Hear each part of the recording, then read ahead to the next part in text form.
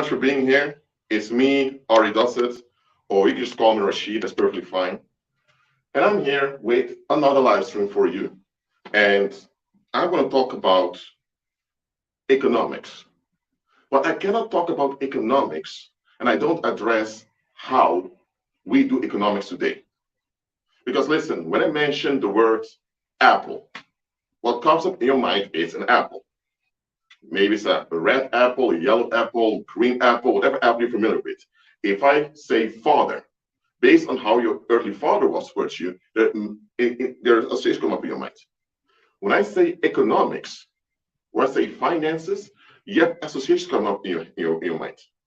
But where does associations come from? And is the way we view economics today the same way economics was used in biblical times or in ancient times?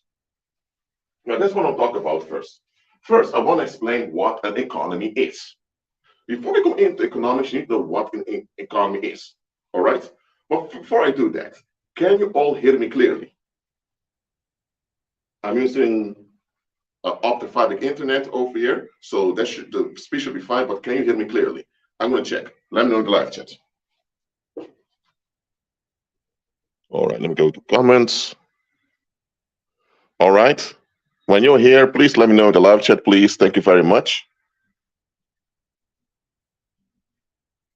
All right, StreamYard is a little delay, but you know what? I don't mind.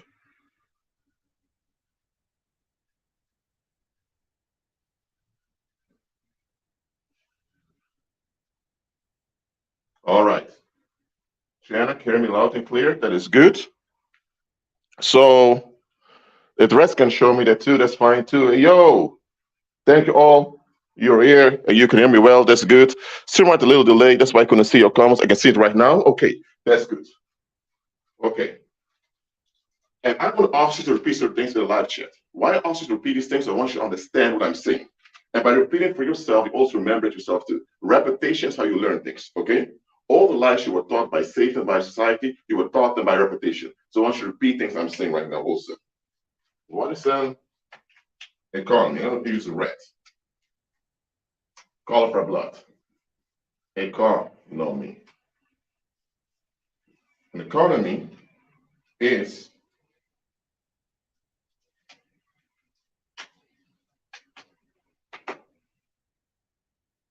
a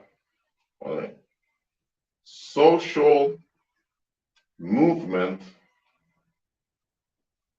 powered by sexual motivation. All right. I've written it for you.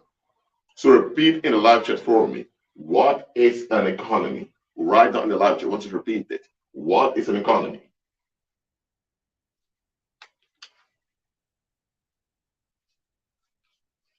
Oh, and this live stream may take a bit longer than usual because I want you get this information to sink deep inside of you. I know some of you may have a short attention span, but please bear with the live stream. If you have to watch the live stream back later on in pieces, you do that. All right? And feel free to cut some piece of the live stream, use for your own videos if you want to. Okay, I don't mind. As long as you credit to Heavenly Father, that's good. Okay, I want you all to repeat it for me. What is an economy? Repeat it for me in the live chat, please.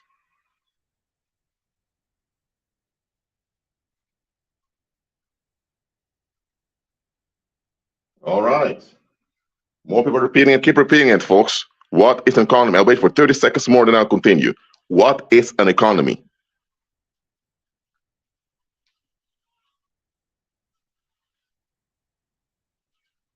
All right, 20 seconds more.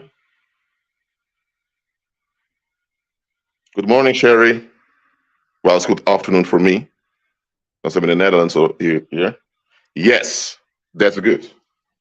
Now, it's a social movement because it involves a community.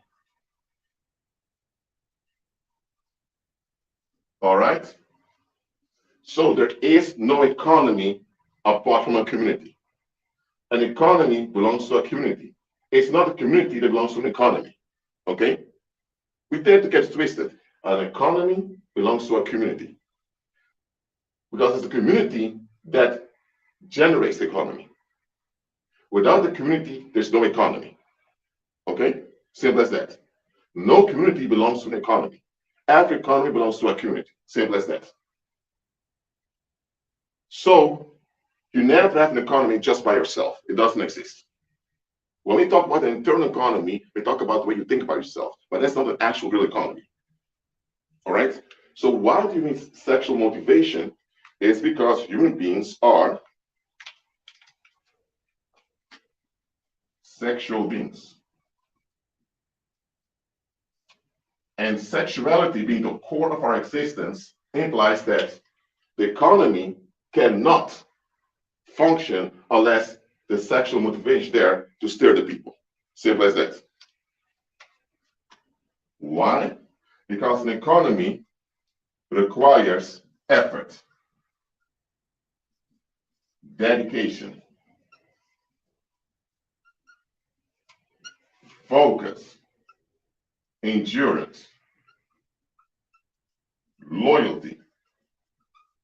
So the economy comes down to goods, services, and care. So I'm going to write down for you again. It's about goods, services, and care regulated in a community. So who gets a plot of land? Who gets the food? If there are pretty women around, who's getting pretty women? If there are handsome men around, which women get them? If there's fishing around, who decides in the fishing? Who decides in maintaining the roads? For all of this, goods, services, and care. Let me write this better for you, so you don't misunderstand. Care. All human beings need care to be taken care of. Okay? So you're dealing with the necessities and longings of a community being regulated. That's what the economy is about. That's why it's only community for the economy.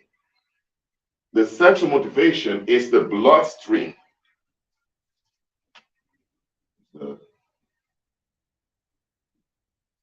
of the economy.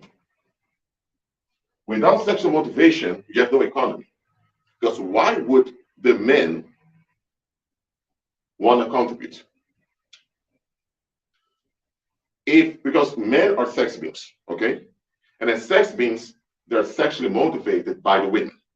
So the women, with their feminine urges and feminine needs or the neediness, push the men to be active and to make sure to care, look after the women, and look after the women also the children taken care of. And because men want to contribute to give the women a better and easy life, that's why the men generate services. Some become entrepreneurs. Men with high sex drives are so motivated by the women. They want to do a lot for the community. They want to expand to other communities or start their own community. So sexual motivation is the bloodstream of every economy. Simple as that. And I already explained sexual honor and those terms in my past live stream. Please watch that one if you haven't watched it yet. I believe the live stream is called Financial Strain on Femininity. Please watch that live stream also. So sexual motivation is the bloodstream of an economy. Repeat it in a live chat. Sexual motivation is the bloodstream of an economy. Repeat it in a live chat. I want you to repeat it. I'm going to wait for 45 seconds. Then I'm going to check who has written it down. Sexual motivation is the bloodstream of an economy.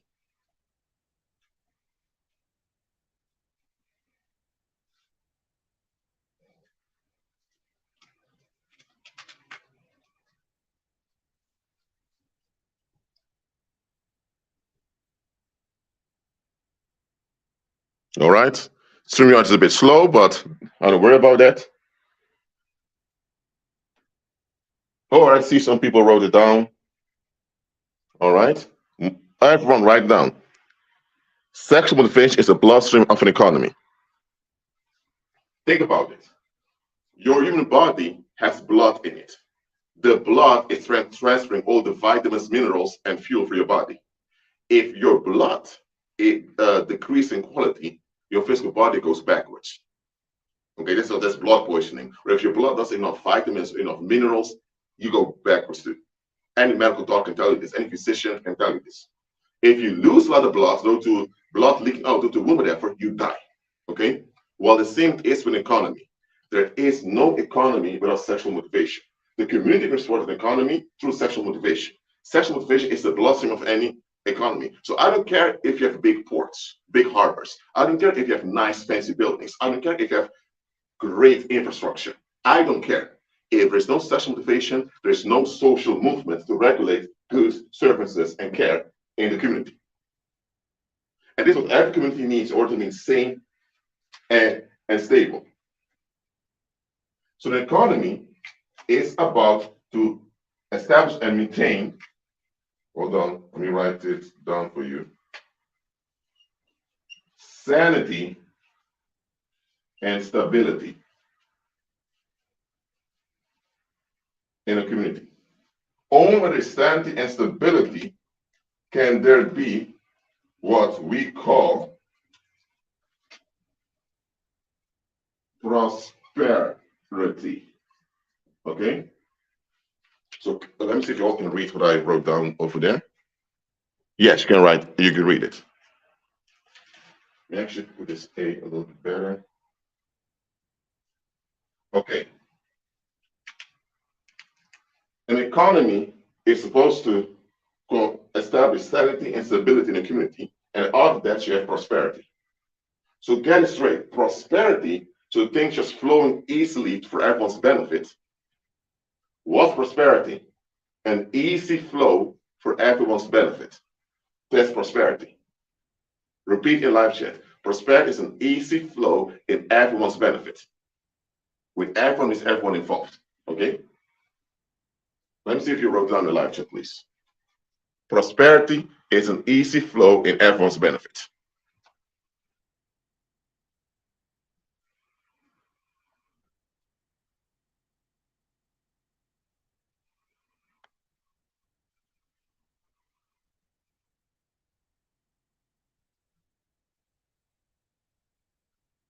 All right, I'm still waiting for some of you to write it down.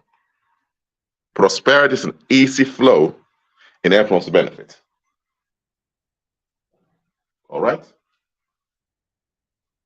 Now, a lot of people, including believers, they want prosperity. Who does not want prosperity? Okay, hold on. Use this one.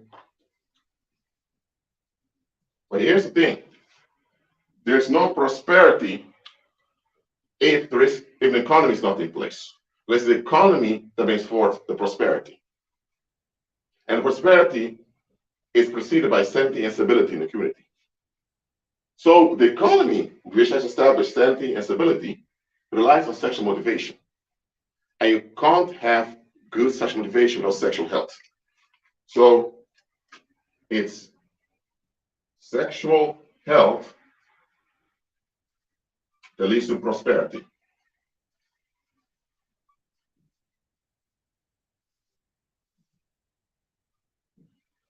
All right? So if the sexual health is not there can never be sanity, no stability in the community, let alone prosperity. So anyone who talks about prosperity, but they never mention sexual health and sexual motivation, they're lying to you. They're scamming you, they're con artists, simple as that. Because how are you going to require effort, dedication, focus, endurance, and loyalty from the population, from men and women? There's no motivation sexually to participate. All right? Now, before I continue, is this part here clear onto you? Let me know in the live chat now. Is it clear onto you?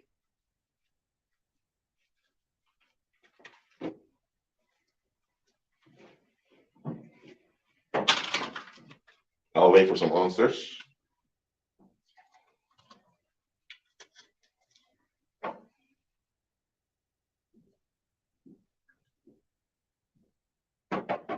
All right.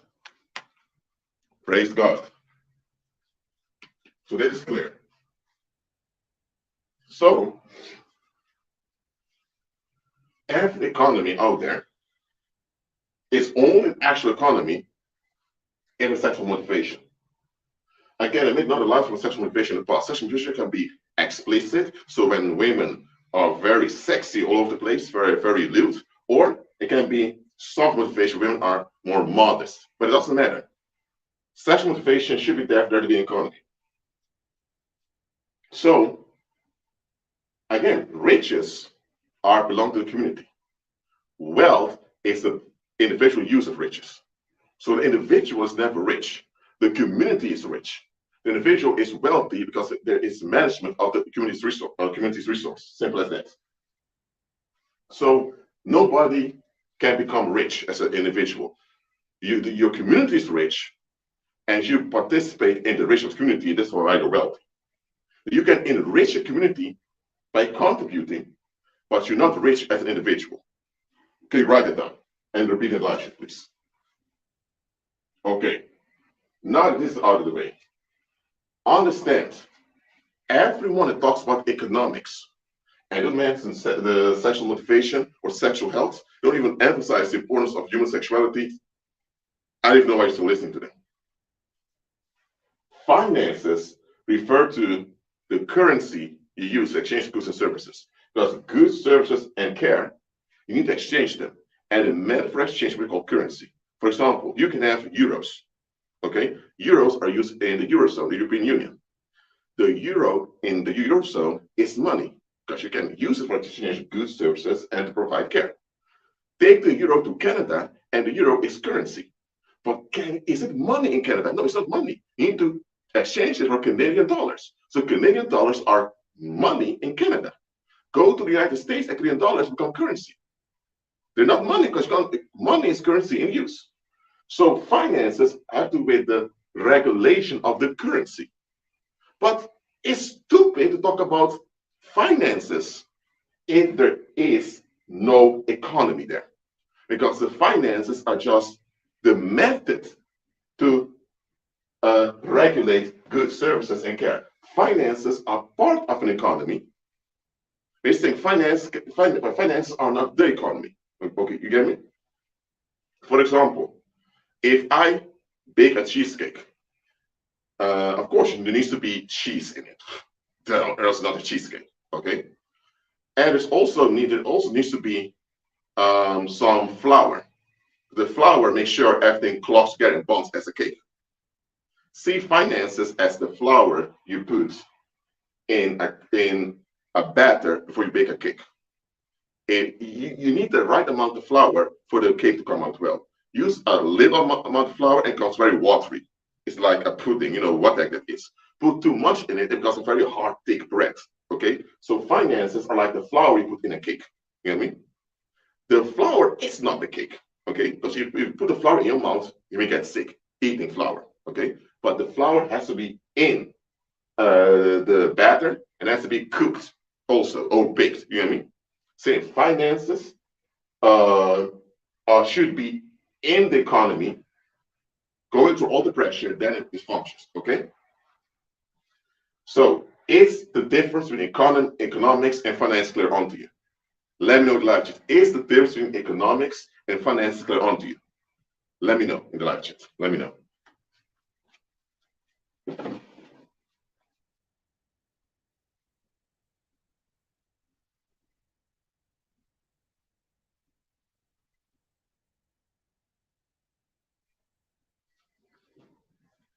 Okay, some of you are getting it. Okay, that's good.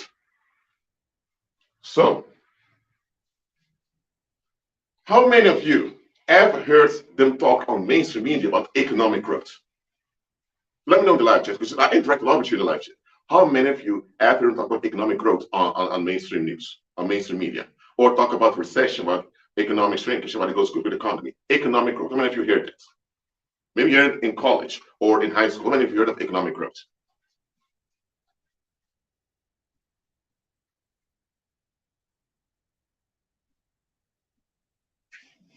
Yeah, I do a lot of interaction because I want you to participate in this.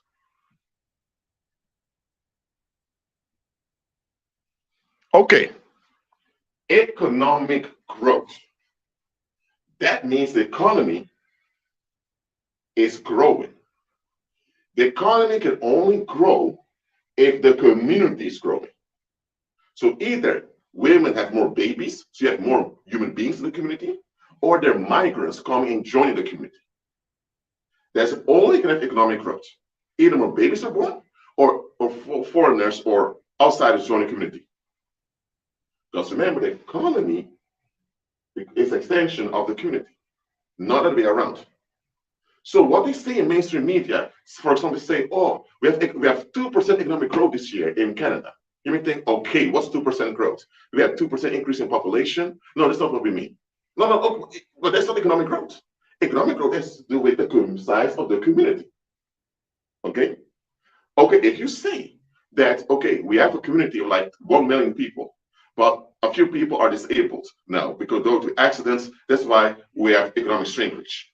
If you mean the amount of people actively participating in the activities, now then you say that we have an economic disturbance or whatever. But it's not economic growth, economic decrease. You get me?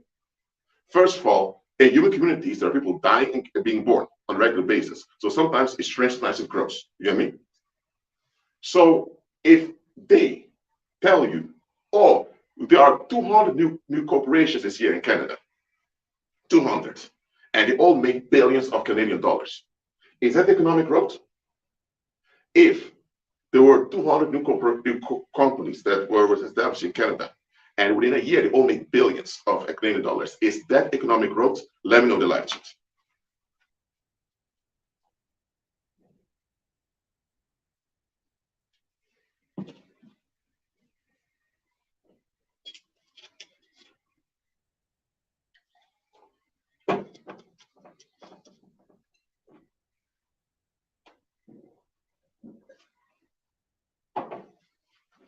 Let me see.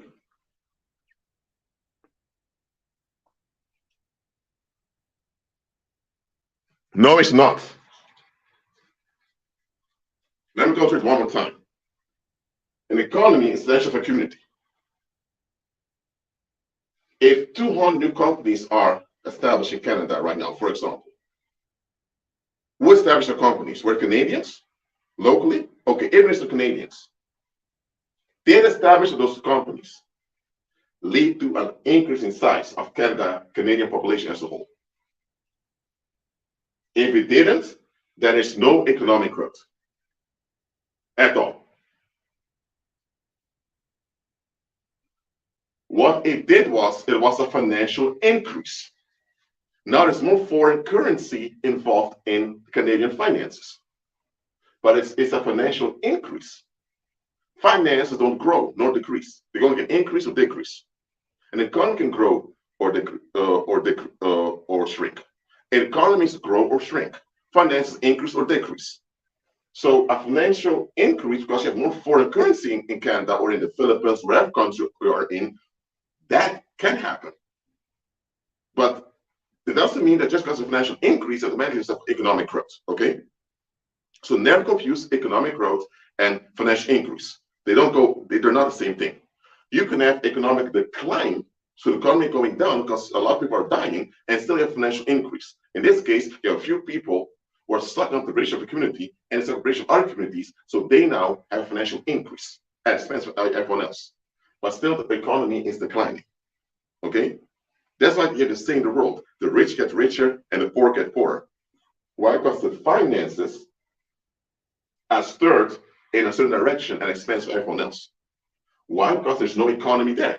If there was an economy, then there wouldn't be any rich get richer, poor get poorer. You hear me? All right. So, is it clear onto you now what a financial increase is and what economic growth is? Write in the live chat right now the difference between economic growth and a financial increase. Write down right now. I'll give you 1 minute. I'll give you 1 minute.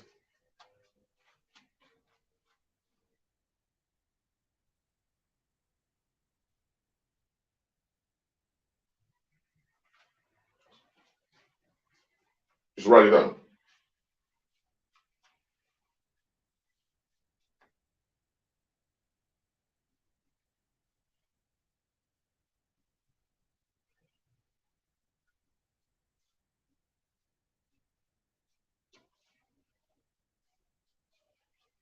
Let me see.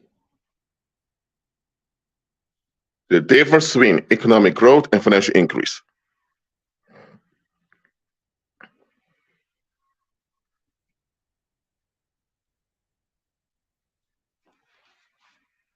I'll wait 1 more minute. Mention to me the difference between financial increase and economic growth right now.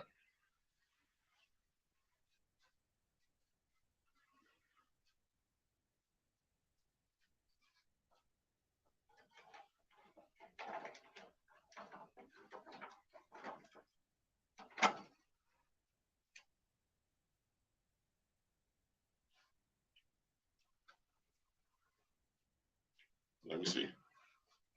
Was writing it down. Okay, Bill says financial growth comes after. Yeah, that's a bit true. But you know what? Let me repeat it 1 more time, just in case you didn't catch it. That's why I also repeat things to see who's paying attention. Economic growth is about the size of the community. Financial increase has to do with the finances that go around. Just because there's more finances going around, financial increase doesn't mean there's economic growth. Because if there's more finance in the community, but the sexual motivation goes down, it means the economy is collapsed. Simple as that. So repeat now in the live chat, what's the difference in economic growth and financial increase? Write it down for me. Once you do that, I'll go to the next part of the live stream. It's very important for you to understand this.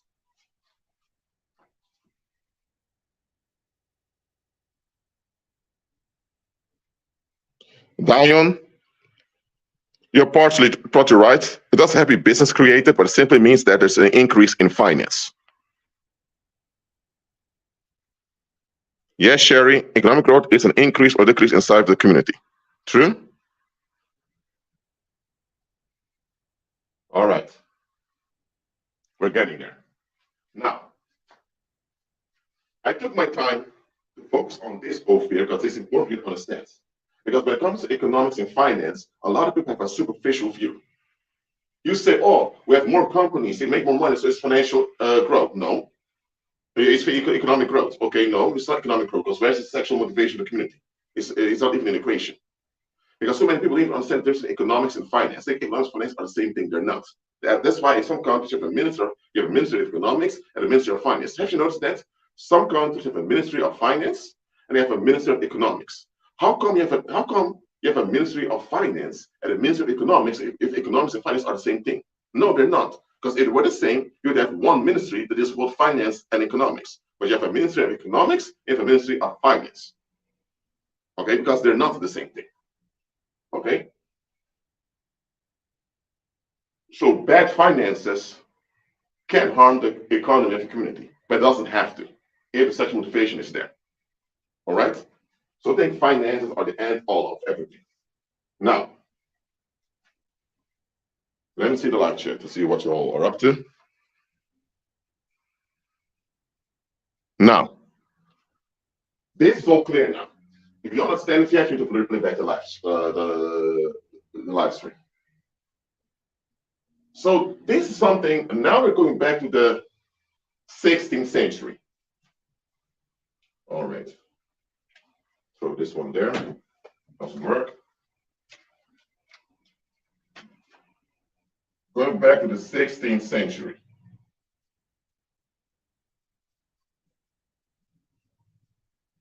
These years, 1500 to 1599, are the 16th century. Okay? During this time, Europe was divided in many tiny splinter nations here and there. Yet, the Spanish Empire and the Portuguese Empire being dominant in the world, or the Portuguese Empire was still a big economic power on the earth, and the Spanish Empire was catching up. The thing is, the Spanish Empire didn't consist out of one kingdom with its colonies, like Portugal was. The Spanish Empire was several kingdoms forming a union called Leon, Castile and Leon, and another one forming Aragon. So the Spanish Empire was actually a confederacy of countries. Okay, but the Spanish Empire became dominant over the Portuguese Empire because Portugal was not a big nation. So that was going on back then. You had the Chinese Empire over there in Asia being mainly focused on itself. Then you had the Native American the American Indian kingdoms in the Western Hemisphere, which were quite small in general. But then you had the Portuguese Empire being there and the Spanish Empire. And they were involved in the slave trade from West Africa, which the transatlantic slave trade began in 1444, when a Portuguese prince called Henrique, which was nicknamed El Navegante, which it means the navigator.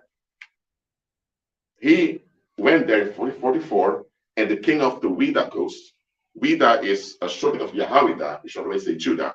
So the king of Judah back in West Africa granted him the permission to build a slave dungeon. So he did. And the Pope, the Pope around that time, before 1444, said something as only non-Christians, people that don't follow, what do you mean with non-Christian? Anyone who doesn't follow the Catholic Church, because to the Pope, only follow the Catholic Church are you a Christian. I mean, that's how the Catholic Church sees it. So the Pope back then said, everyone doesn't follow the Catholic Church, only they can be slaves. Now, a slave was someone in a community without any financial rights. Okay? So a slave has no financial rights. That's what a slave really is. And because you have no financial rights, you depend on financial leverage of someone else. That's what a slave is. So slavery is when you lack financial rights and therefore rely on financial dominance of someone else. But aren't children slaves then? No, because a child is not even developed as human being fully yet. Slavery is when you lack financial rights and you rely on the financial dominance of someone else. Repeat it in the life chat right now. Slavery is when you lack financial rights and rely on the financial dominance of someone else.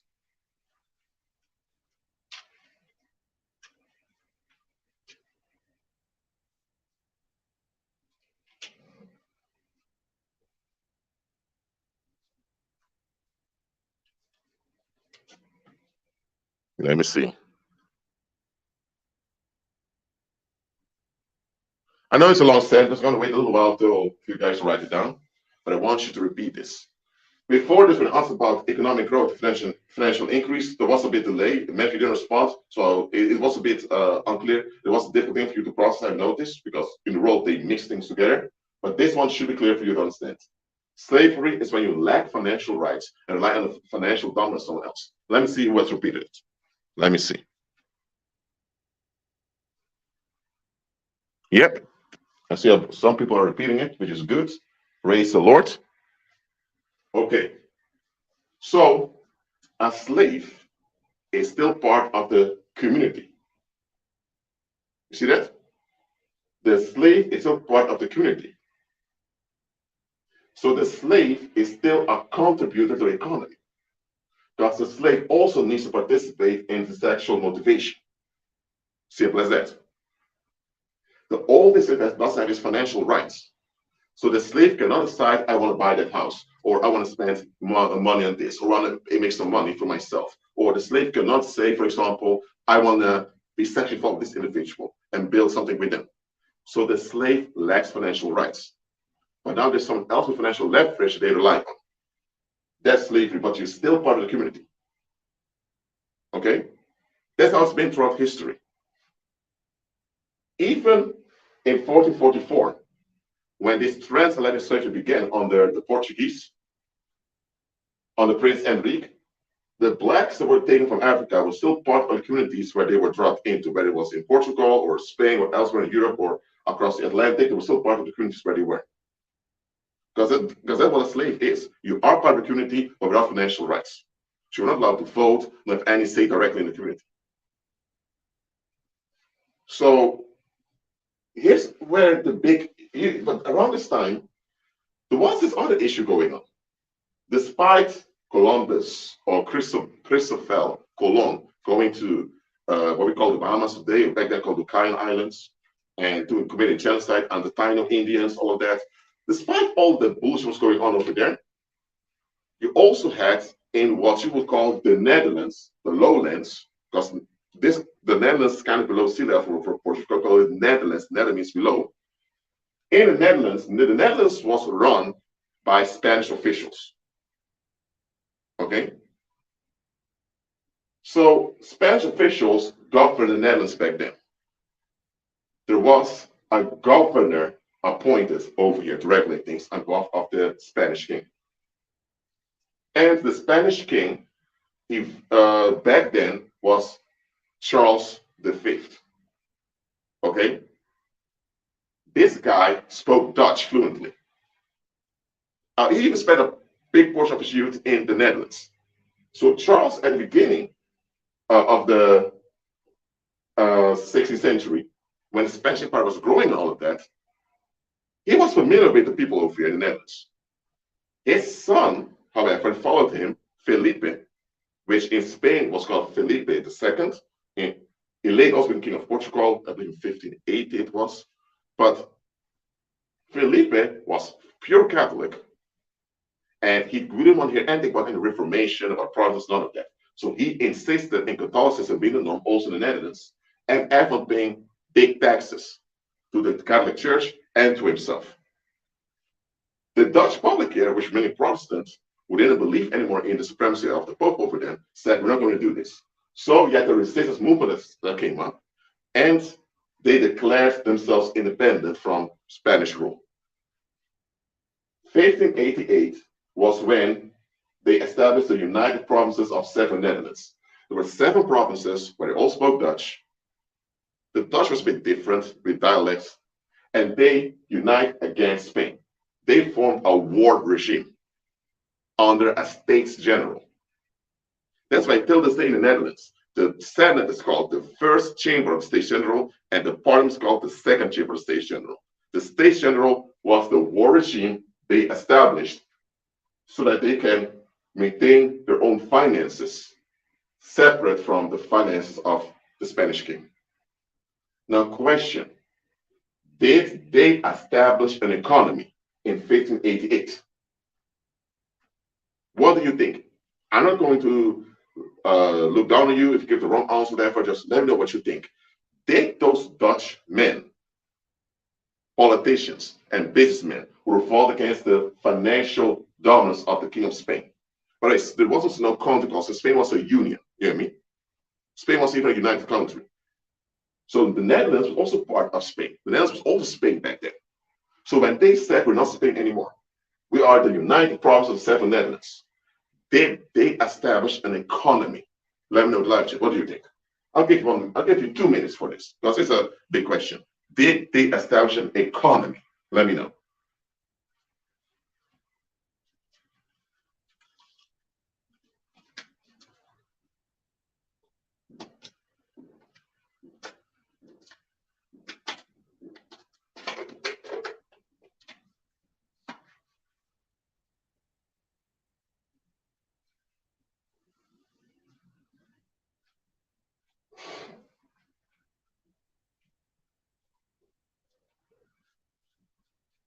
Let me check.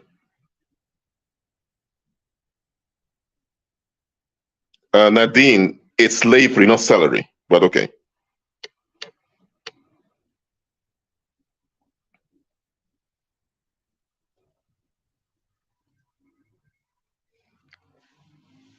One more minute. Did the Dutch politicians and businessmen that fought against the financial dominance from Felipe II of Spain, did they establish a Dutch economy back then?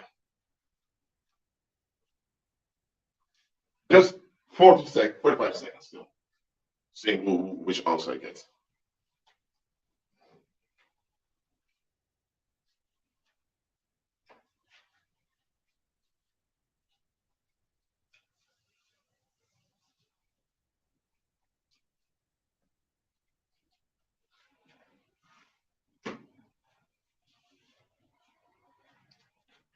Let me see.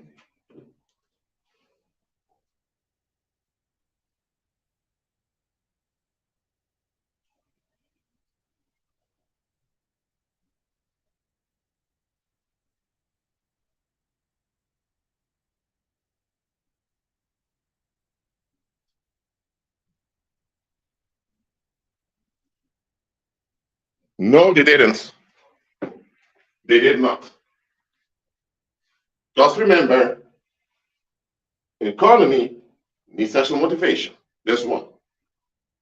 Finances are just the tool in economy. All right? so that the goods, services, and care are regulated. And before 1588, yet the king of Spain in Madrid, now first was Toledo, then came Madrid, and he had a little group of politicians from Spain in the Netherlands, in the Hague, and they would regulate the financial flow of the Spanish economy. So you had a Spanish economy that the area here was part of. Only thing those men did was, we don't want this financial flow because we don't see any benefit in it. We're going to stop this financial flow. But here's the thing. Was there not a financial flow in place? Guess what? The name of the new country was United Provinces of Seven Netherlands. Seven Netherlands. Why not just the Netherlands? Why not the Republic of the Netherlands? So if the name shows you there was no unity, because each of the provinces had their own currency, their own policy, and each of them had their own borders. So you couldn't just cross borders easily, even between the provinces. The only thing that in common was we can't stand the Catholic invasion from Spain. Down there's the only thing that in common. But it was still a big portion of the public that was still Roman Catholic. There was another portion that was Protestant. So the sexual motivation was disrupted because there was this harmony now in the public. So they did not establish any economy. There was no Dutch economy because there was no unity, there was no cooperation, and there was not even unity nor harmony in the public. Because the Catholics will still agree with King Felipe, saying we need to contribute to the Catholic Church. The Protestants say no, we need to go our own way. But the Protestants had various views. One followed Luther, other followed Jean Calvin from France. So they all had different ways of going. So how do you have an economy if there's not an established community? It's not possible. So they didn't establish an economy. They had no economy. They only have some finances that gets difficulty flowing around with themselves. All right? And this one teach you here right now. Previously, I asked you another question about the economy. Somebody said there was an economy, well, there wasn't. This time, asked again. Somebody said there was an economy, well, there wasn't. It is because many of you are looking at it from a superficial point of view. Look at the deep roots. Society thought you look at the surface. Oh, they're independent, so they must have an economy. No, they don't. They have nothing. Okay? So, the United Provinces of Seven Netherlands, it was called a republic, but yet a noble family, the Orange House, that dominated everything. Why didn't the Orange House just declare this is not the kingdom of the Netherlands? Why did they just do that? Because that would put them in conflict with all the other kings who were often Catholic. You know what I mean? So the Orange House of Orange did not declare themselves the new royals of the Netherlands, but they became the unofficial supervisors of this quote-unquote confederacy called the Netherlands. Okay? So the Dutch Republic wasn't actually an actual republic. It was only a republic in name, but in function, you had an informal noble household regulating things. But let's say this to Dutch people because they can get upset, but I just said it. I grew up in the Netherlands. I know how it is. Okay? So, 1588, near the end of the 16th century, this area called Netherlands, you had no economy, you had political infighting, you had religious conflicts going on, and there were massacres happening here and there between the Catholics and Protestants. You even had this one event, I don't know exactly when the event was, when they came and smashed up the Catholic churches, so it was a big thing going on. In a situation like this, if you are a pagan and you want to have ease and stability, you're in the wrong place. So the pagans back then in the Netherlands decided we need to come together and kind of bring some ease to this population. So we need to distract the population and we need to gain relevancy in the world because the Netherlands was nothing important. It never was in history until then. So they thought if the Spanish Empire is now increased in becoming the superpower of the world, so how are we going to stop this superpower, which is Spanish Empire, we don't want to be part of anymore, if the Spanish Empire is overtaking Portugal and Italy and all the other places?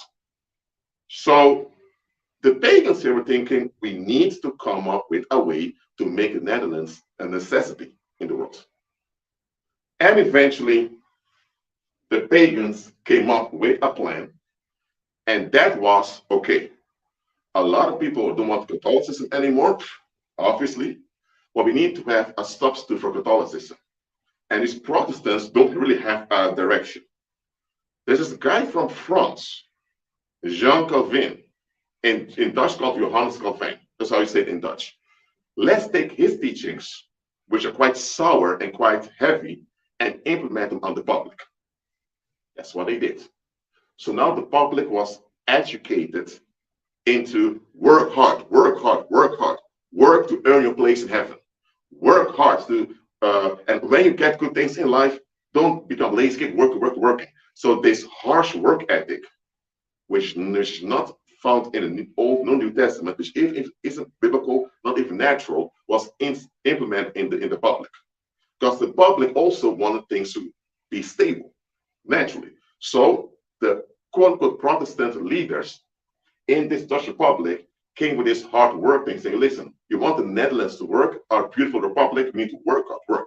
This hard working was put in the public. Well, what's the reason of this? Because behind the scenes, the pagans who pretended to be followers of Jesus, but they were really pagan, they thought, let's build a pirate fleet to dominate the world's finances and to hinder Spain. Okay? So to do that, we need a lot of ships. So they forced the public to work hard. They cut up many forests in the Netherlands, and they built all those ships with them. But now, they still have no unity. So they realized, you know what? The English over there across the North Sea, they have an East India Company. They united. We need to unite too. Oh, and the English there, many of them are believers. And they already had contact overseas with India and those far places. Well, we are fighting off one another here. So there was this figure back then, a lawyer. He was also a politician also. His name was Johan van Oldenbarneveld. He was born in 1547 and he died in 1619. I'm not going to talk too much about this figure. You can do your own research about him yourself. So that, or else his life will take 6 hours. So this guy, this lawyer, he was a key figure in what later was established the Dutch East India Company, or in Dutch, VOC, Verenigd Oost-Indisch Compagnie. I'm not saying that the Dutch East India Company was all his doing. I'm not saying that, but he played a key role in it. And there were 17 other pagans who were running these corporations and joint forces together. So then he had a big fleet, and they began to loot all over the place. Yes, loot. They were pirates. Remember, they had a war regime that ran the Netherlands back then, because it was still a state of war that was going on.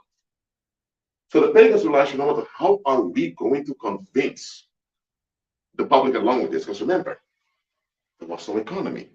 Why? Because you need sexual health. How are you going to generate sexual health under war regime? Sorry, it's not going to happen. You need to have peace so people can be calm and vulnerable to one another to have sexual health. So sexual health was not about to happen. Cannot. And a lot of people were so traumatized by all the wars that were going on also. Also, the conflicts between families were torn apart between Protestant and Catholic. So there was no sexual health going on. A lot of sexual trauma. And guess what? The pagans then realized, you know what? We can generate a paranormal bubble, a financial bubble, based on the sexual pollution of this population. And we can extend this bubble overseas. And with that, we can financially drain the world. We can't build an economy, but we can build a financial bubble that will drain the world. And this hard work thing, through this Protestant thing, we can use it. They already had their own Dutch population already in this hard work exhaustion. But now they needed a population that would be the victim. Because this is how it works. If everyone loses, if everyone misses out, everyone bonds on missing out. And if one few people miss out more than others will off better than that individual. Well, let me give another example. Let's say you have 10 children, okay, in a family. All 10 are beaten by the parents. Well, one is beaten severely. the other 9 children will feel better off than the siblings beaten the worst. Let's say everyone gets 2 slaps, and one sibling gets 15 slaps. The ones who only got 2 slaps will feel better off than has 15 slaps.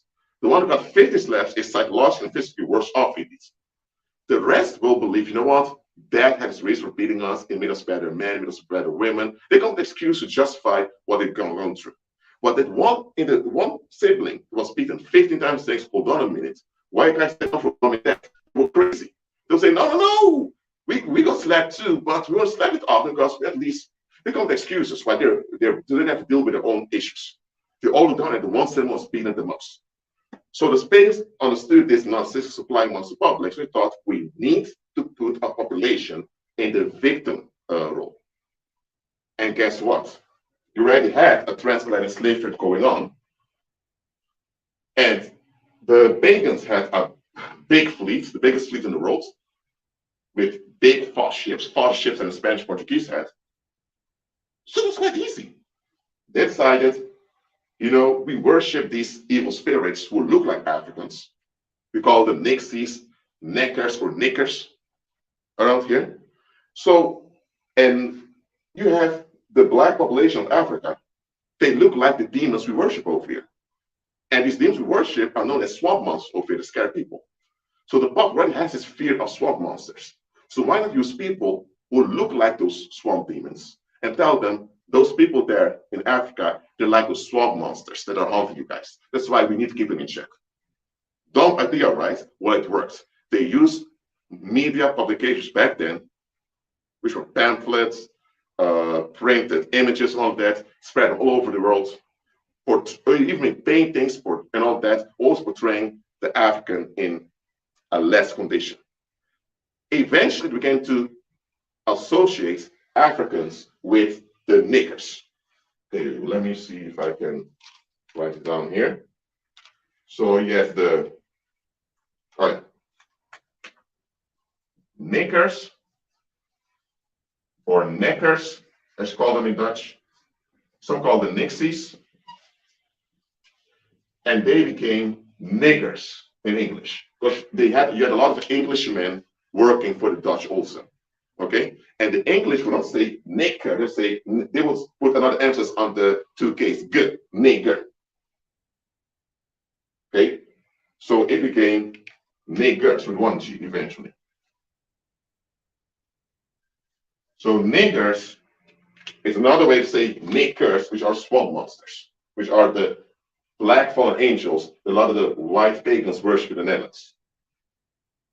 So by portraying Africans as swamp monsters, while they were looting and abusing people in Nusantara, which is called Indonesia, Japan, Korea, and everywhere, remember, they were victimizing everyone on the earth. The Dutch imperialists went everywhere, no mercy. They just came in with their guns, they would torture you and take things away. And sexually, they would talk about the sexual violence they committed. But you guys are not niggers. The niggers get the worst. The niggers, right now, not only are they slaves, they're worse than slaves. Because they're not even part of the community. Because they're not even completely human. Look at that. Every slave in history was a human and part of the community. If you were a slave owner and you abused your slave, and it happened to often turn on you, because that slave is still part of our community, part of our economy. You have to, he or she's a slave because they have no financial rights. You have financial rights over them, so you have to manage their financial rights for them. Similar to how you look after children. If you would take advantage of a slave, abuse them, if you kill them too often, if they don't have too often, you'll be in trouble. In ancient Rome, ancient Greece, it was like this. And by the way, some slaves, they didn't even mind being slaves because it was still part of the community. You could still get sexual honor as a man if you're being a slave. But the Dutch, when it came to the Africans, when they turned Africans into niggers, it was like this. You guys are like swamp monsters. They're scaring off people, especially white women. You scare them, so we need to keep you guys in check. We need to protect our women. Were there many Africans around white women back then? No. But the fear porn worked. You know what I mean? So now you had this white supremacist thing established worldwide to the Dutch colonial empire, with a lot of British men complying with it. Britain itself didn't agree with slavery and all of that. They didn't want it around, but yet collaborates with the Dutch. So they established this whole trade, international trade in slaves, and an international looting of spices. That's what they did to Indonesia. And for a moment, they ran the world's finances. For a moment, for 70 years. 1602 to 1672. 1672 is when people had enough of them, and France attacked the Netherlands and shut them down. And there was a lot of money going in the Dutch Empire. I read scant letters from Portuguese Judeans that lived in the colony of Suriname, because I can read Portuguese, and even though the handwritings are a bit old-fashioned, I still read them, and let me tell you, there was a lot of money going back and forth across the oceans. You know what I mean? 1672, the end of the golden era of the Netherlands. They still retained their dominance, but it slowly went towards the British, because the Spanish Empire had the economic dominance. Remember, difference in finances and economics. Spain was the economic power of the world, and the Dutch Empire was the financial power. So that decreased, crashed, and now it became British. Why? Because one of the Dutch princes, William III, attacked Britain, and they made him king of England, Scotland, and Ireland. And so they tried to merge two economies, the two finances together. It didn't work well, but that's how it began. So eventually, when it's out of 1672, you had the British. Britain came into existence in 1707, I know, but we had the population over there. When Britain was formed in 1707, little by little, Britain became the financial power. The economic power was Spain, absolutely, but Britain became. 1673, you had the British Empire being established, with the big parts of North America and all of that. So understand this. The Dutch Empire had a worldwide financial structure at the expense of the Africans, and the rest of the world could join if they participate in the bubble.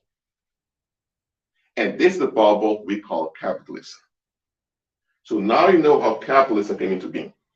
It was a pagan pirate scheme in which they needed a population to be the victim, and they wanted to fool the rest to participate in them.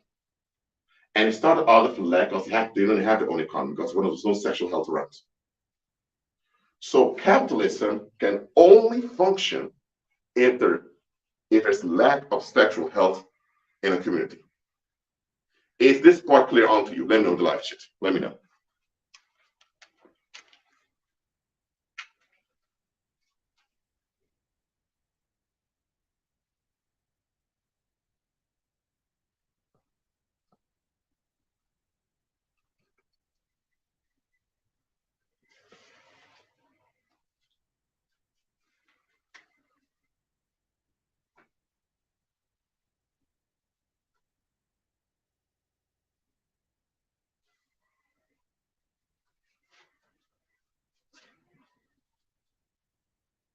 All right. Now I'm going to wipe this all out, because I need to explain something different now. The reason I talk about this Dutch Empire is I want you to know how how people view finance today. The Dutch Empire came with this idea that doing business is about being ruthless as a socialist, taking whatever you can. When people think about doing business, think about men in suits and ties that are ruthless, take what they want. It's just business. They don't care what happens to you personally. That's a sociopathic exploitation. That's what the Dutch Empire did. Okay? And they shaped people in the world to think about doing business that way. Doing business is when two or more communities collaborate for each other's benefits. Let me write this down. Business. Doing business when two or more communities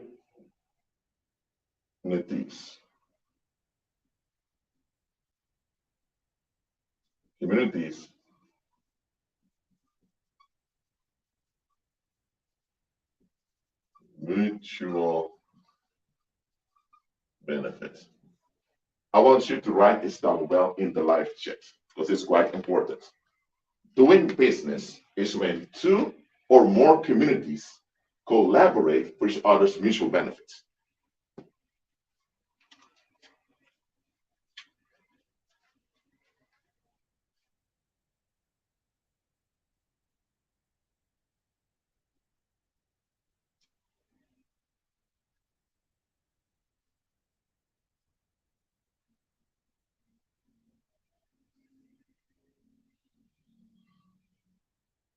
And by the way, Dr. Philip King Leopold was Belgian. Okay, Belgium used to be part of the Netherlands. So, but still, it's still Dutch, but people call it Belgian. Just so you know.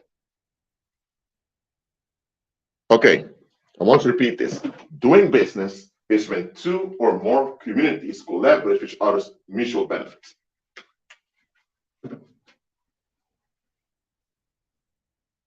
Okay, so a businessman or a businesswoman is an agent of the community to secure the community's interests.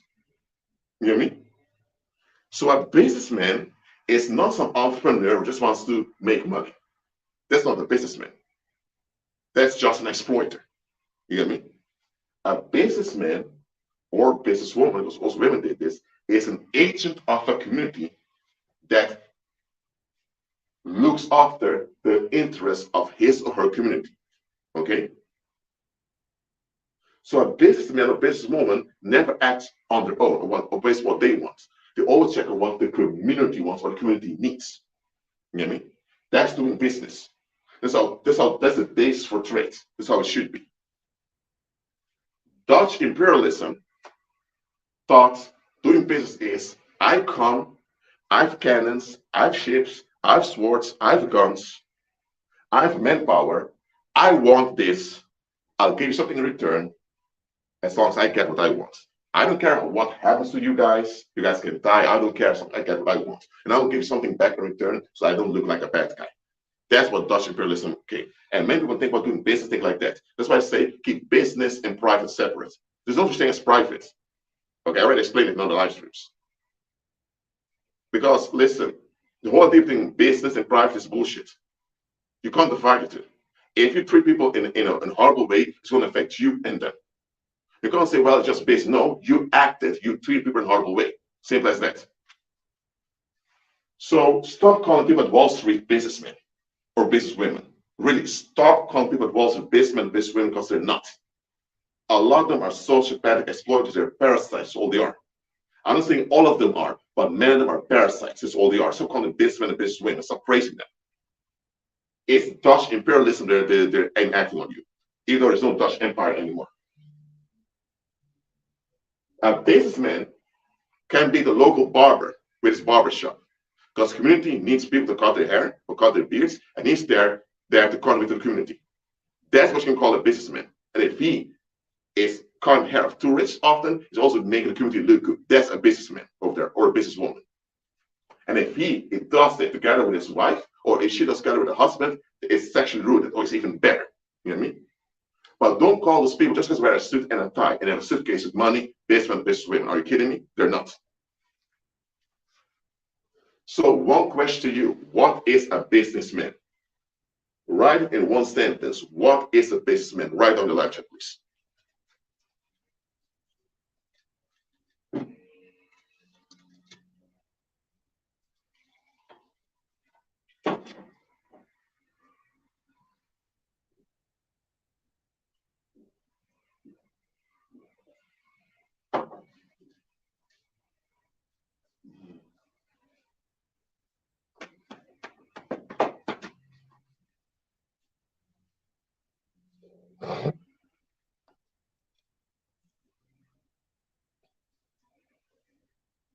What is a businessman?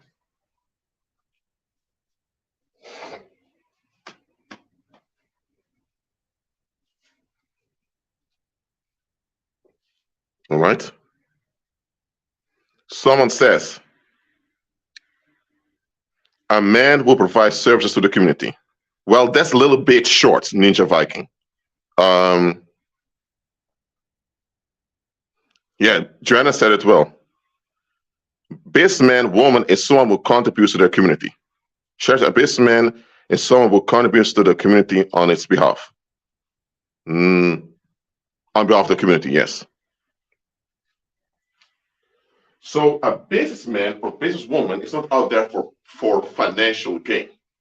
The financial gain is there to benefit the community. A businessman or businesswoman is there to make sure the community benefits. Because really, listen, as a human being, you're not rich by yourself. The community is rich.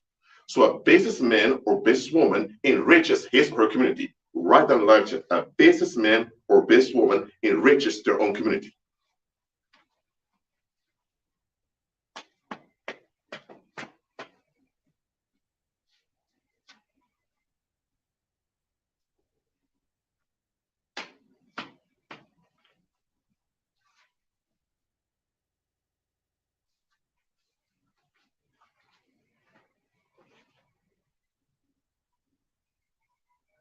Yes, a businessman or businesswoman enriches their own community. Absolutely.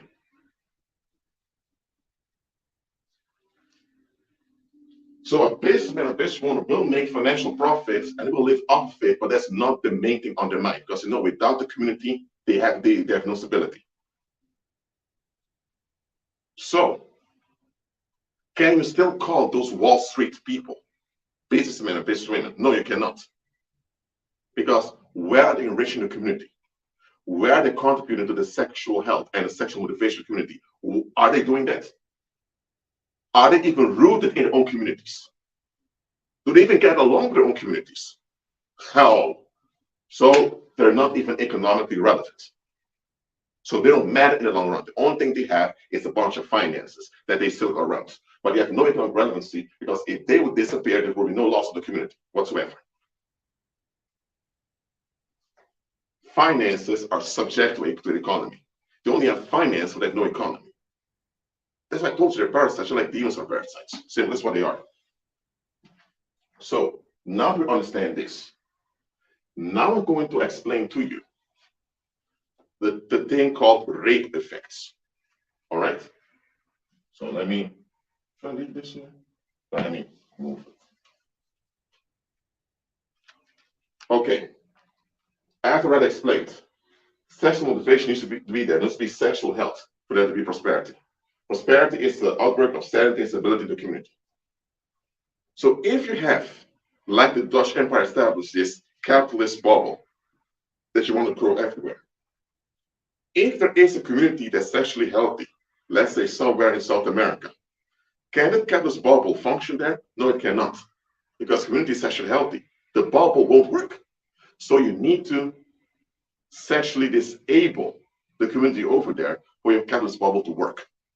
As long as there's sexual health with proper sexual motivation in that community, your capitalism cannot work, ever. Because capitalism, they even say it, look for a problem in the community, come with a solution, and people will come towards you. First of all, most people in the world even want a solution, want to escape. So what they do is they generate conflict and trauma in the community, and then they offer the relief from the same trauma they've generated. And that's how they are looked at as the hardworking entrepreneurs, as the innovating people and all that. Well, they're not.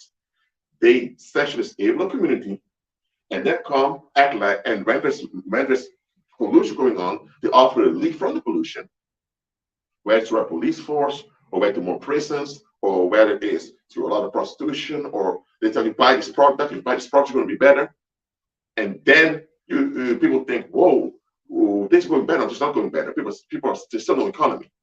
So capitalism can only work if you destroy the economy people have and replace it with this demonic bubble.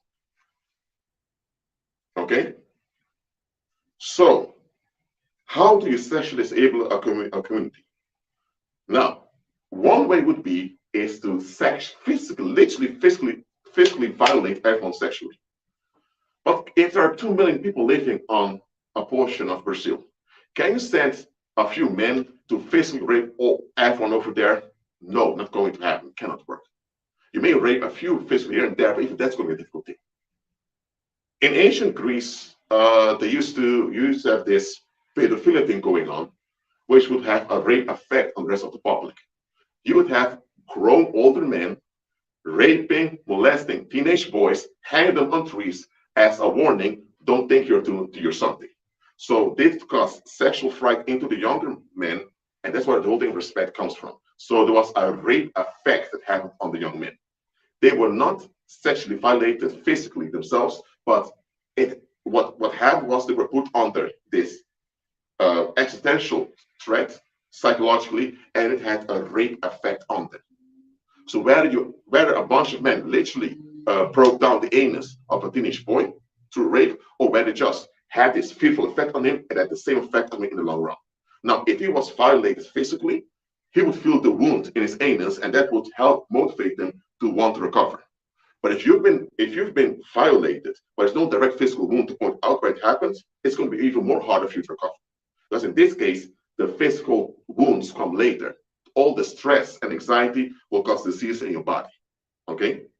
So you cannot go out there and rape every man you encounter. Cannot happen. You don't have the physical strength to do that. But even if you have a lot of sex addicts, you're going to be able to do that. So what you do is you cause a rape effect on the male population. So you rape the male population through financial stress. The other one is by social exclusion. But social exclusion is very hard to do over a big portion of people. But if you have a financial grip over people and use financial stress, that has a quicker effect. So financial stress is a weapon to sexually violate the men without putting any dick in their anus. Okay? I'm very graphic, but that's what it is. So the capitalists, which are warlocks, realized we need to put the men under financial stress continuously so that they are wounded psychologically and also physically in the long run. When the men are violated like this, the women get exhausted because there's no proper attention or affection towards the women. Those women now who are mentally gone will have children, also sons. And the sons grow up with a mess of mom. And now the sons grow up in this cycle of this sexual dysfunction. And that's how for a few generations you're guaranteed to financially exploit the population. See how it goes? So let me write it down. Hold on. You put a rape effect on the male population. This will exhaust the women. Before you know it, you have this cycle of sexual dysfunction.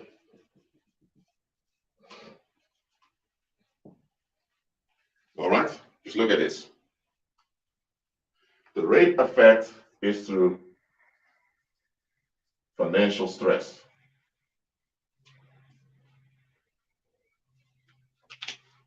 Look at this very well. Look at this, and I'll give you 2 minutes. Write down what a rape effect is and why they do it. I'll give you 2 minutes. 2 minutes.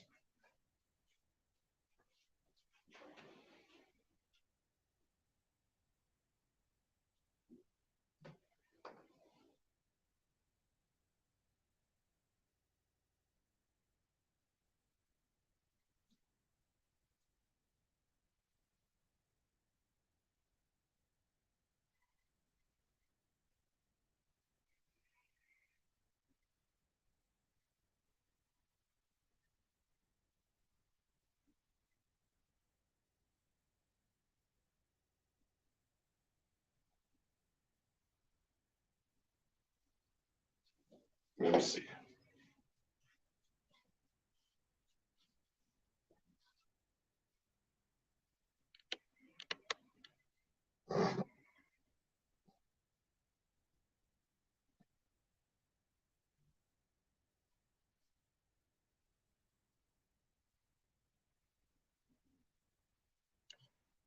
All right.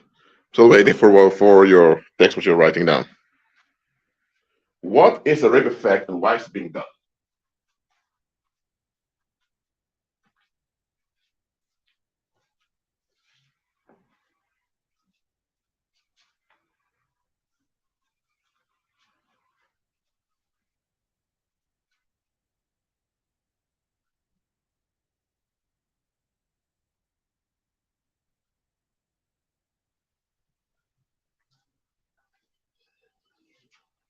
Mm-hmm.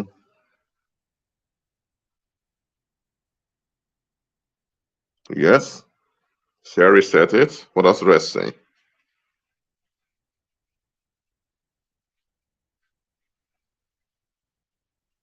Okay, Joanna said, rape effect causes the male population to remain in financial stress, therefore exhausting women. Okay. John is so right. Now society is androgynous in their mindset, which is somehow to the verge of the Baphomet spirit, in my opinion. Well, that's correct. Mike Bill says the financial stress, social exclusion, and porn, the rape effect will weaken the male and the female will be drained from no proper male attention or healthy masculinity. Yes, Dr. Feline said it's a financial stress on the male population which eventually exhausts the females, and that exhaustion is passed on to the next generation of males. Absolutely. That's why in the 1820s and 1830s, when they began to establish all those factories everywhere and push people to move from the countryside into those big cities, they established bars everywhere. And it also established carnivals and also red light districts. Why do they do that? Because you have to keep the public sexually dysfunctional. So you train the men 12 hours a day in a factory, give them alcohol to get at ease. When they're at home, they'll end up taking it out on their wives and children. Women are beaten like that. So you have women being traumatized. The children grow up under stressful environment. So from a young age, the boy can't even develop sexually very well because of financial stress. And that's how it goes on and on and on. Okay? So that's what they did. And that's why in many places today, that's why you have so many cafes, not cafe, you have so many bars and red light districts. And the nightclub is actually the lighter version of red light district. That's why you have it so often. You have to keep the public sexually dysfunctional for this bubble to work. Because this is how the bubble works. Hold on.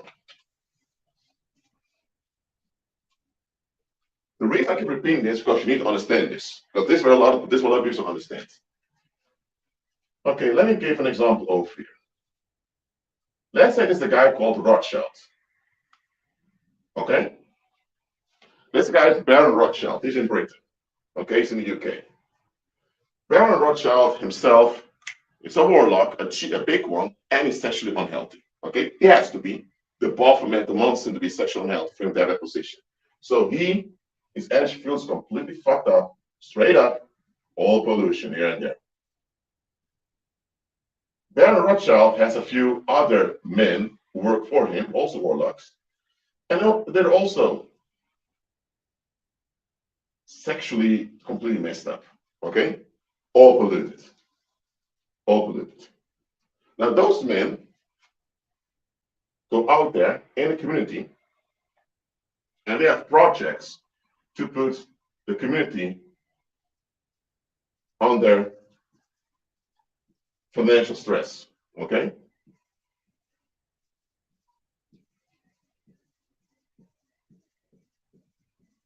These are people with polluted energy fields. Almost all of them, it's all human beings, all have polluted energy fields. They're all sexually unhealthy. Now, then you have this other guy who works at the central bank. He brings the cash. So this is the British pound, okay? The currency of the British Empire, the British pound, okay? The British pound is thrown in the community. People work, get paid by the employer, or then they give the money to the big rep, so the currency goes around.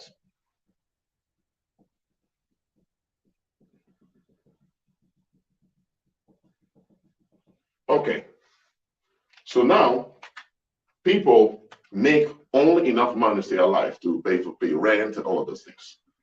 But you need that financial stress. So the landlords were also in line with Rothschilds. they make sure they increase the rent. If you increase the rent, how are people going to pay it? So they need to work harder. They need to find other jobs, financial stress. Let's do it to the men. It shrinks your sex life. Your life source gets weaker. That's a woman. Her femininity is shut down. Big problem. And then the evil spirits are going to jump from person to person and bring all the leverage back to the Rothschilds. So Johnson over here has difficulty paying rent because the rent increased. The wage do not. He's under stress. What to do? He now spends a little bit, a few pences to buy a beer. Because a demon is now using his tentacle as a bouncer. In Dutch, it's called a trampoline. I mean, you know that little thing what children jump upon because they have fun? These bouncers. Well, your energy field becomes like a bouncer to evil spirits if it's polluted. So you have a few demons here jumping on Jack over here. They push Jack towards the liquor store. Jack drops some of the pounds over there. And then the guy at the liquor store, now also polluted, demons jump on him and he pushes it towards red light districts. And a little bit later comes back to the Rothschilds. You know what I mean? That's how it goes. So Jack thinks that he wants to go and buy a beer to relax himself. No, it's a demon jumping on his energy fields. Jack, beer, now. The demon keeps repeating this over and over again to his brain. Eventually, Jack hears himself say, I want beer. So Jack thinks that he's the one thinking he wants beer. So he picks up some of his cash, go and buy some beer over there. Others think, why did I drink so much beer? Why did I drink so much beer? He doesn't even know why. But no, the money's there. The guy who owns the bar picks up that cash that Jack has dropped there, and the demon pushes him prostitutes. Now. And because this guy's wife is not sexually healthy, he goes to the prostitutes. The prostitute has to pay to take some money, and the pimp has to hand it in to some criminal, and the criminal goes back and ends up with a Rothschild again. So you have these warlocks generating this cash flow by keeping the public in sexual dysfunction. Okay? So maybe it's not currency, maybe it's possessions. Let's say now you have a few golden rings in your house. You know what I mean? You can use the golden rings for trade. You know what I mean? Now, the Rothschilds would push a politician to say, hand in all your gold to preserve them. Okay? Now, this is a form of theft. Okay? The Rothschilds, as an example, may not go to your house, let's say, Jessica, all your silver jewelry right now. You would think, sir, who are you? I'm Baron Rothschild. Yeah, so get out of my sight, get out of my backyard. But now Rothschild will not do that himself. He has a bunch of loser men out there that will go out, they will force politicians to say, make a law or push people to drop all their jewelry at the bank, for example. So then you think, you know what? It's better to put my jewelry at the bank. Nobody can steal and rob it. Right? Because there were robbers, there were burglars breaking into houses, stealing stuff. Who said us burglars? So burglars are pagans who are working for the same warlocks. So the burglars go around there, breaking into houses, stealing stuff, scaring the population, shit, we can lose our valuable goods. And then another pagan comes and says, oh, you have all those burglars out there looting stuff. You know what? It's better to put all your jewelry there at the bank. You think, you know, I want a solution, so let me put it at the bank. You put all the jewelry at the bank. And now that bank now gets quote unquote ownership legally of what you handed in, and they're going to use it to print this fake currency on paper. So now the pagans were able to get real wealth away, real riches away from the public, and they impoverished the public. You know what I mean? So real riches, like expensive jewelry or I don't know, cultural artifacts, whatever, they take away from the public by triggering the public to hand them over. And once they have it, the public is impoverished. So in capitalism, you impoverish the public, and in return, you get paper money. So paper money is what you give the public while you can take away the real riches from them. So eventually, the public is impoverished, and the riches are stored somewhere in some basement. But the public is fighting over paper money. And that's what goes on right now. So capitalism is robbing the public while they think they're increasing. Why? Because when you make a lot of paper money, that's a financial increase, okay? But it's not economic growth. You see what I mean? So this bubble is to keep the public in sexual dysfunction that causes people's energy fields to be polluted. And now demons can jump from person to person. Those people think that they're making their own decisions as adults. They're not. It's demons pushing them. Of course, as human beings, they do make their own decisions as human beings, but every human being is influenced by other human beings and the environment. And if most of the people in the environment are sexually polluted, and if demons pushing them, guess what? You'll be pushed by demons too. Simple as that. So you have demons jumping from person to person, pushing the public, and all push in certain directions. So the witch or warlock only has to step into this demonic jumping, and they can get a financial benefit out of you. And if you convince the people how working for 9 to 5 working hard is a good thing, people will voluntarily surrender to being exhausted. And if you give them entertainment once in a while, they have a good life. You can go to a 5-star hotel. Once I go on my holiday, I go to a 5-star hotel, whatever. Or I went to this nice concert over there, VIP tickets. Give them some superficial luxury, and they'll forget that they're being exploited. So, do you understand now why capitalism does not push for sexual health? Do you understand it now? Let me know the live chat.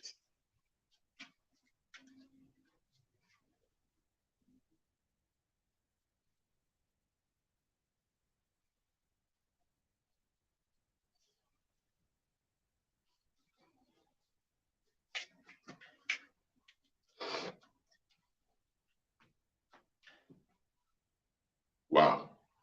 So understand now, the psychic rape of the male population is to make sure everyone is sexually dysfunctional, means that everyone's missing out in stability and sanity.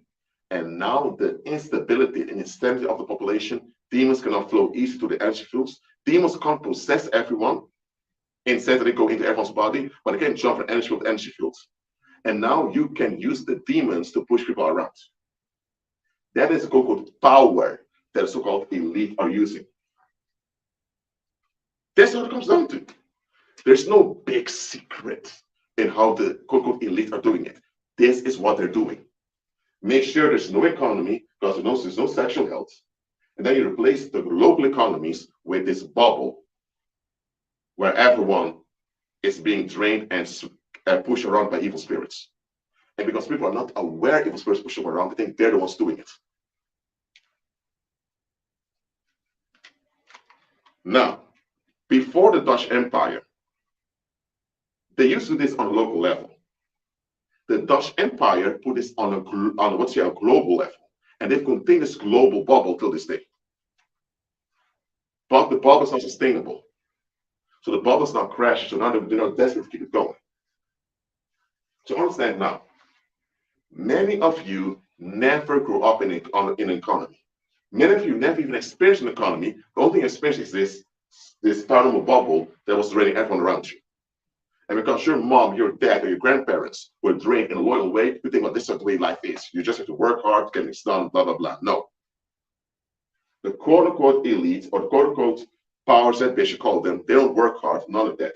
They use trickery at your expense, and you collaborate because you think, well, this is just the way things are.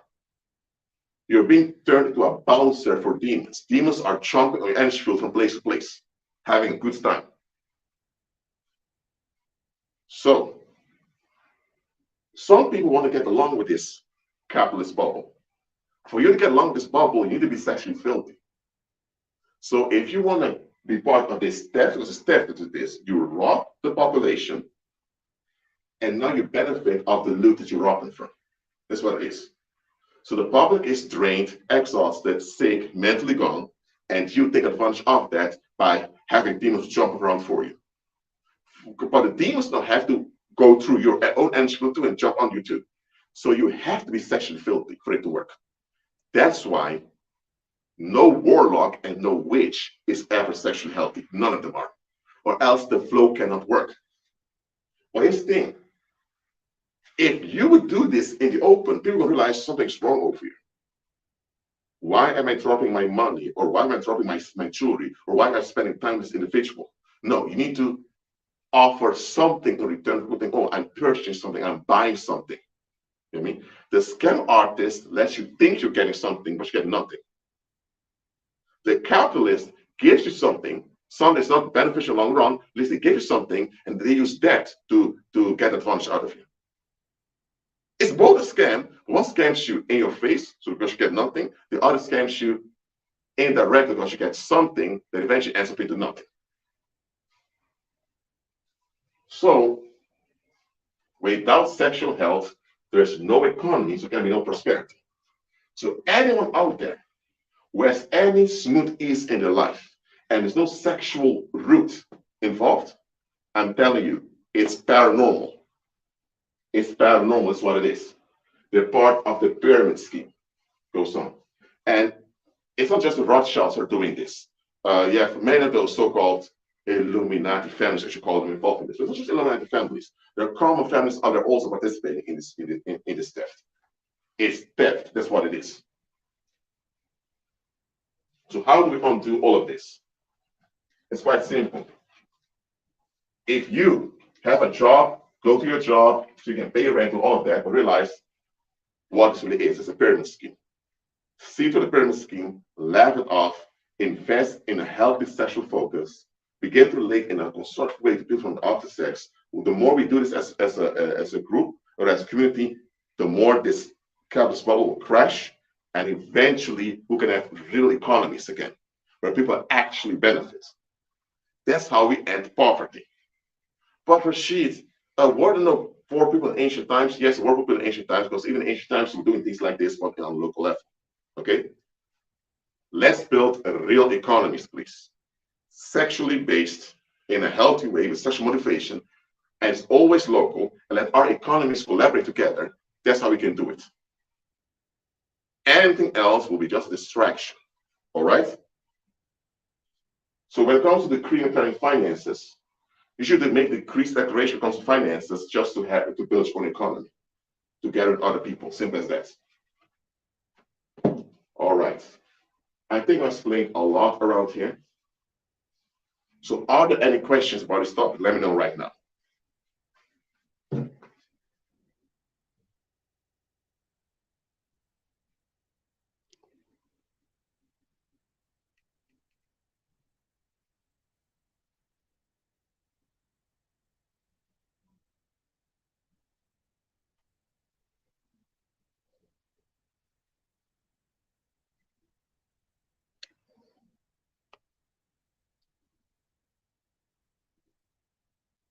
Hey man, that's good, Diane. Good you're doing that.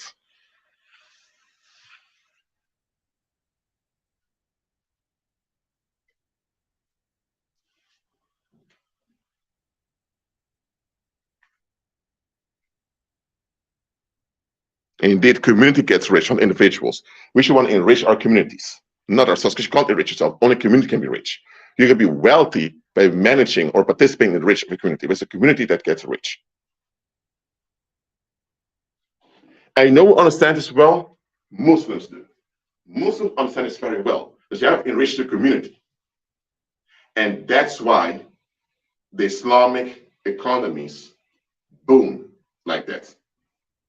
They focus on sexual health, on sexual expansion, family formation, community building, culture building. They got it right. People in the West won't think about making money. Come with the product for people to give me the money. No. Islamic economics, they focus on the community. And that's why they're booming like this. They understand it.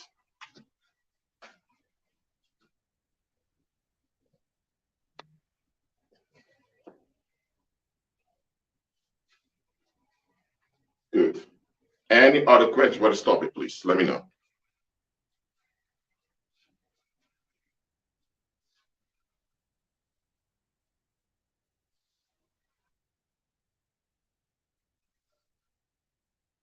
All right.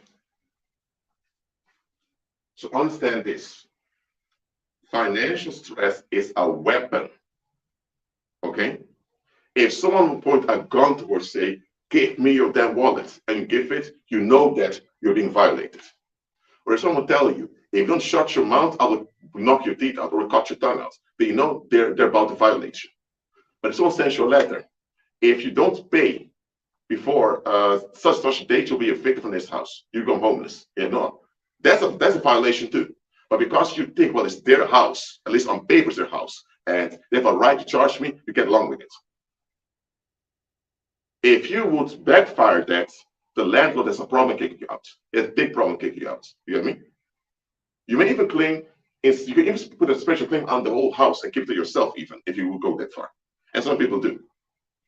But anyway, apart from that, a lot of threats against our lives, we were normalized thinking they're okay. Well, they're not. If someone tells you, you need to pay us because you breathe fresh air, you look at them and think, sorry, fresh air is all over the earth. I need to pay you guys for it? Huh? Hello? And if I don't pay you, what are you going to do? You want to choke me to death so I can't breathe because I don't pay you to get fresh air that none of you guys created or generated? But if someone will tell you, you need to pay for drinking water. Yeah, okay, they can ask for a contribution because, well, they make the water lines and all of that, fine. But why are they threatening you to shut down your water supply if you don't pay your water bill? What is this? So you as a human being, you need water to survive. Now they want to, actually they're trying to kill you. Why are you okay with this? Why do we need to pay for communication? Why can't the mobile phones we get, why can't it be for free? Is communication vital for human beings? Why do we need to pay a phone bill to communicate? A lot of people just take things as they are because, hey, I will do the same thing too. Yeah, you would exploit other people too, narcissistically. That's why you agree with the people who are doing towards you, but it's still wrong. People can charge you and ask contributions from you if they have a good reason for it. If there's no good reason for it, they shouldn't do it. If they do it, they're violating you. Simple as that. Get it through you. You know, when the Apostle Peter one time was out there at work, some people asked him, does Jesus pay taxes? Peter told him, of course he pays taxes. Peter went home. Jesus awakened them, and Jesus asked him, Peter, from whom do the kings of earth demand taxes? From their own children or from strangers? Peter only from strangers. And he said that so the children are not taxed. But because we're not going to cause any trouble, do this and pay the tax for me and you. What was Jesus saying over there? Jesus actually made, hold on a minute, Peter. What is this? That they're charging us like this. Why don't charge your own people? Why aren't they charging their own people? Why are you charging us? But you know what? We're not going to cause trouble. Go and pay so they can shut their mouth. Okay? So in life, sometimes you get along with things just to de-escalate conflict. But it doesn't mean you agree with it and you endorse it. You only go along with it temporarily. All right? Look, too many things we're so familiar with, too many things we even defend and agree with that we actually shouldn't agree with. I'm not going into all of them. Just agree with Christ. Be part of a real economy. If there is no economy around you, form your community and build an economy, please. Amen.